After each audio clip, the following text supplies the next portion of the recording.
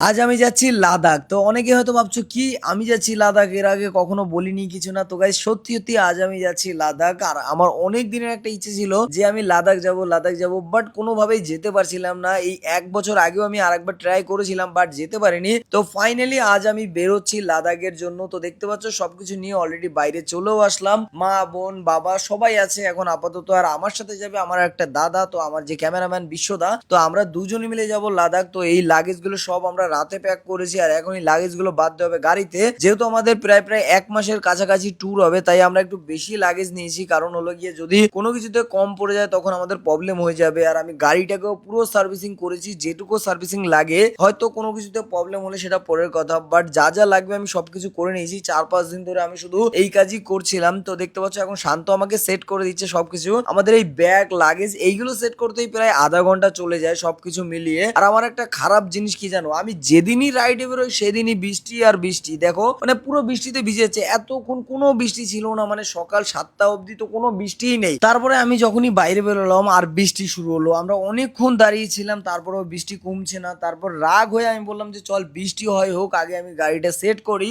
দরকার হয় বৃষ্টিটা একটুখানি কমলে তারপরে বেরোবো। কিন্তু আগে লাগেজ গুলো প্যাক করে নি গাড়িতে। তো দেখতে পাচ্ছ টপ বক্স লাগানো রেডি। আর হ্যাঁ, তোমাদেরকে আরেকটা কথা বলি, এই ভিডিওগুলো কিন্তু তোমরা শুধু ফোনেই দেখবে না, এবারে আমরা শুট করব ড্রোন দিয়ে। মানে অনেক উপর থেকেও তোমরা পুরো ভিউ দেখতে পারবে, আশেপাশের সমস্ত ভিউ। এই ভিডিওটাই দেখো লাস্ট অব্দি, তোমরা সবকিছু দেখতে পারবে। কারণ আমাদের ড্রোন ক্যামেরা যা যা লাগবে 360 সবকিছু নিয়ে যাচ্ছি, যে আমি পুরো একটা জায়গাকে সুন্দর করে দেখানোর চেষ্টা করব তোমাদেরকে। তোমরা যারা যারা দেখবে অবশ্যই আমার এই ভিডিওটা সবাই একটু শেয়ার করে দিও। যাই হোক চলো তাড়াতাড়ি করে আমাদেরকে পুজো টুজো দিয়ে বেরোতে হবে। আমি নারকেল এনেছিলাম আগের দিন রাত্রেবেলা, তো সেই নারকেলটা ফাটানো হলো। দেখতে পাচ্ছ জল আমি একাই খেয়েছি আর বাকিটা নিচে পড়ে গেছে। আর নারকেলটা অনেকটা মোটা নারকেল ছিল, মানে অনেকটা মোটা। তো আমি তাই জন্য এক কামড় দিয়ে খেয়ে নিলাম। এদিকে মা বোন আছে দেখতে পাচ্ছ, আর মায়ের না অনেকটা মন খারাপ হচ্ছে। তার একটাই কারণ, আমি প্রায় 20 থেকে 25 দিন তো কমসে কম হলেও লাগবে লাদাখ থেকে রিটার্ন আসতে। তো ওই জন্য মায়ের অনেকটা খারাপ লাগছে যে এতদিন বাড়ির বাইরে থাকবো। দেখো আমারও বাড়ি থেকে বেরোনো আগে অব্দি ভালো লাগে, যেই আমি বাড়ি থেকে বেরোই তারপর শুধু মায়ের কথাই মনে পড়ে, মায়ের কথা মনে পড়ে বলে বাড়ি তাড়াতাড়ি চলে আসি। এইদিকে দেখতে পাচ্ছ বাবা, মানে বাবা কিন্তু এবার ফার্স্ট টাইম আছে আমাকে মানে আগিয়ে দিতে এসেছে। মানে এর আগে কখনো রাইডে যাওয়ার সময় বাবা ছিল না, কিন্তু এই প্রথমবার বাবা আছে দেখতে পাচ্ছ আমার কাছে।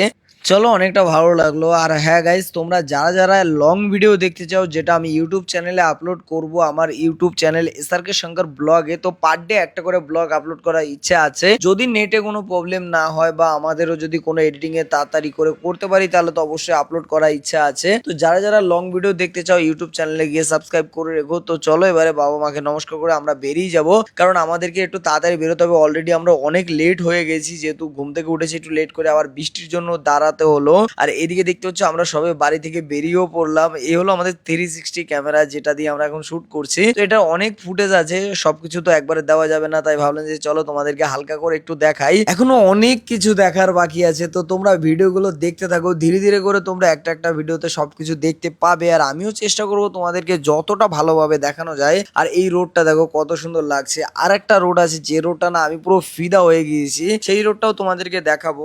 এখন আমার পেয়েছে খিদে, তাই ভাবলাম যে চলো কিছু খাবার খেয়ে নিয়ে। এখানে ছাতু আছে, এই ছাতু খাবো, যেহেতু ছাতু খাবারটা সব থেকে বেস্ট, অনেকক্ষণ পেটে থাকবে। তাই আমরা দুটো ছাতুর প্যাকেট নিয়ে নিলাম, দুইজনে মিলে খাবো। এখানে না একটা জিনিস দেখো, গ্লাসটা কি বড় বড় গ্লাস দেয়। এই গ্লাসে একটা খেলে মানে মনে করো 4-5 ঘন্টা তোমাকে আর কিছুই খেতে হবে না। আমাদেরকে বলে দিয়েছে 4-5 ঘন্টায় কিচ্ছু খেতে হবে না। আর এখানে যাওয়ার পথে না একটা জিনিস দেখলাম, মানে কাশবন, মানে এই কাশবন দেখে পুরো ফিদা হয়ে গেছি। চলো তোমাদেরকে একটু কাশবনটা দেখিয়ে দিই। এই দেখতে পাচ্ছ কত জায়গা নিয়ে কাশবন, মানে এটা কাছ থেকে দেখলে বোঝা যাচ্ছিল যে কত। এখান থেকে হয়তো তোমরা বুঝতে পারছো ছোট ছোট, বাট না, এটা অনেক বড় জায়গা নিয়ে কাশফুল, মানে ভরে ভরে কাশফুল। দেখতেই তো পাচ্ছ, মানে আলাদাই একটা ফিল আসছে। যেহেতু সামনে দুর্গাপুজো, তো ওই জন্য এই কাশফুল গুলো এখন ফোটারই টাইম হয়ে গেছে। যাই হোক চলো এবারে আমাদেরকে তাড়াতাড়ি গিয়ে একটু কোথাও গিয়ে চাটা খেতে হবে, কারণ একটু ঘুম ঘুম পাচ্ছে। ফাইনালি এখন আমরা বর্ধমান আসলাম। তো বর্ধমানে এসেই দেখো চা খাচ্ছে। ওয়েস্ট বেঙ্গল ক্রস করার পরেই দেখি যে এত সুন্দর একটা ভিউ, মানে ব্রিজের উপর থেকে আলাদাই দেখতে লাগছে। তো তাই ভাবলাম তোমাদেরকে একটু দেখাই, তো দেখো কত সুন্দর লাগছে না? তোমরা অবশ্যই কিন্তু কমেন্টে জানিও যে তোমাদের কেমন লাগছে।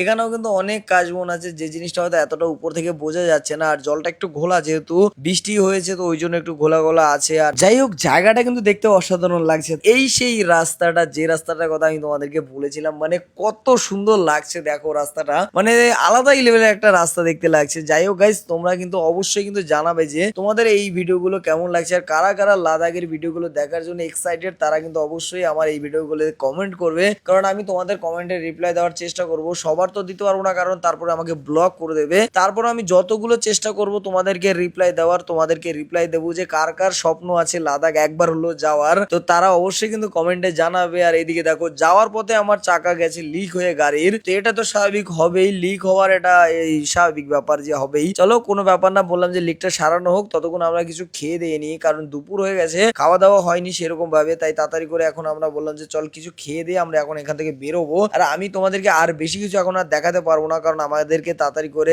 গাড়ি চালাতে হবে, অনেকটা দূরে যেতে হবে। তো ফাইনালি 600 থেকে 650 কিলোমিটার গাড়ি চালানোর পরে আমরা এসে হোটেল নিয়ে নিলাম। এরপরে আমরা আর আজকে যাইনি, তার একটাই কারণ আমার পুরো ভিডিও এডিটিং আছে, আর আমরা একটু রেস্ট নেবো, তাই আমরা আর যাইনি, কারণ এখন আমরা একটু রেস্ট নেবো। আর হ্যাঁ গাইজ, যদি ভিডিওটা ভালো লাগে অবশ্যই একটা লাইক করে পেজটাকে ফলো করে দিও। দেখা হচ্ছে কালকে আর একটা নতুন ভিডিও নিয়ে এসছো। Bye bye.